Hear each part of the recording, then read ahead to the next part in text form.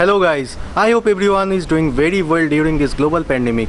Due to this COVID-19 situation, people are not going outside unless and until it is very much necessary. Most of the offices are closed and people are working from home.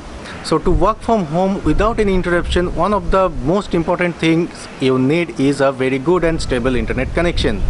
So today in this video, I'll be talking about the internet connection, what are the things you need to keep in mind before taking an internet connection, and also I'll be talking about my internet setup, and also I'll be reviewing a few of the internet connections I have used till date.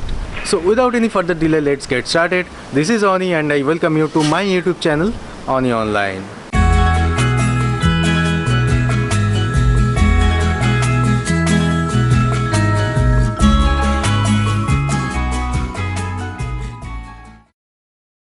So first let's start with the things you need to keep in mind before getting an internet connection for yourself. So the first thing you need to keep in mind is the service type. So there are many internet service providers in India and they use variety of methods to get internet to your home. So there are basically three different methods nowadays are widely used in India. So the first one is the DSL or ADSL. So these are basically the telephone line internet, and the major player for the DSL is BSNL, MTNL, Airtel, Tata and Reliance Broadband, and there are a few more. So these are generally affordable and relatively offers a slow internet speed. And the second one is the cable internet. So these are mostly the local players. They usually offers good internet speed and these are also very much affordable generally. But reliability sometimes becomes an issue with this kind of service type. The third one is the fiber optic service, or what we call it as a FTTH or fiber to the home. So this is the most popular one nowadays, and this offers stunningly good speed and a very good quality of service they maintain. The only con of this service type is this is a very new technology and is not available as of now at every nook and corner of the country. Otherwise, this is the most popular one, the most reliable one today in the country. So there are many national players in the fiber optic service like Jio, Airtel, Tata Teleservices, Tata Sky Broadband, Spectranet, U Broadband, Act FiberNet, and also there are many local players as well like Wishnet, Alliance Broadband, Gigatel, and there are many more. And one thing I have observed, these local players offers a very good value for money with their service, and these are also reliable at the same time. The second thing you need to keep in mind is the download and upload speed. So this is one thing that is going to play a major role in determining your internet usage experience. A slow internet connection or an internet connection with a relatively slower upload and download speed definitely not going to make your internet usage experience very good. So that thing you need to keep in mind. The third one is the cost and contract type. So this is basically the tariff plan you need to keep in mind, that you need to check that how much value for money you are getting from that particular internet service provider for that particular plan. So all these things you need to check before you get an internet connection. And nowadays we almost have multiple options in every area in our country. So you need to check and compare these plans, and then only you have to decide with which operator you are good to go. The fourth one is the equipment. So to get an internet connection activated in your home, you need some equipment like the router, or if you are using a fiber optic connections, then you need a venue or a optical networking unit.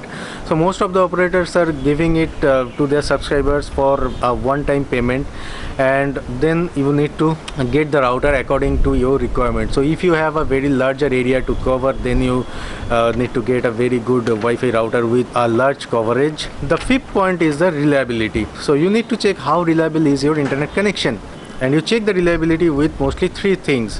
One is the uptime, second is the ping or latency, and the third one is the jitter. So I'll be talking about all these things in the later part of this video.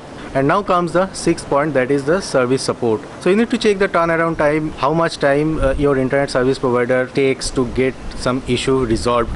This is one of the most important things you need to check if you get any issue in your internet service. So how long the service provider takes to get it resolved. Now let's talk about the reliability or the quality of service.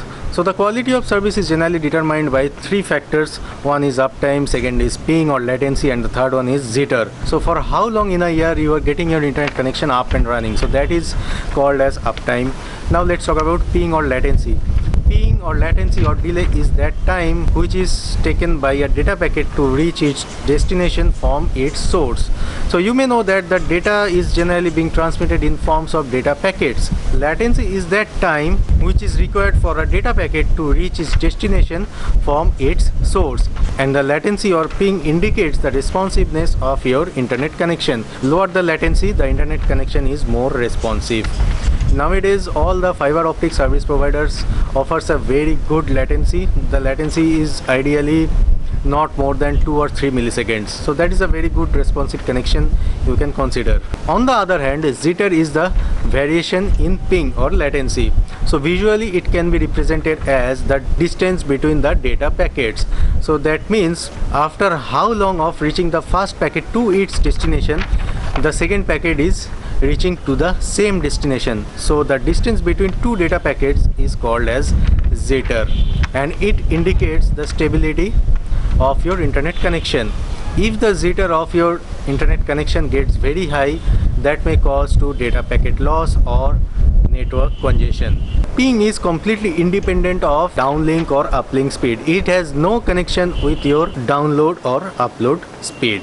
Now let me give you an example why this ping or latency and jitter matters in your internet connection.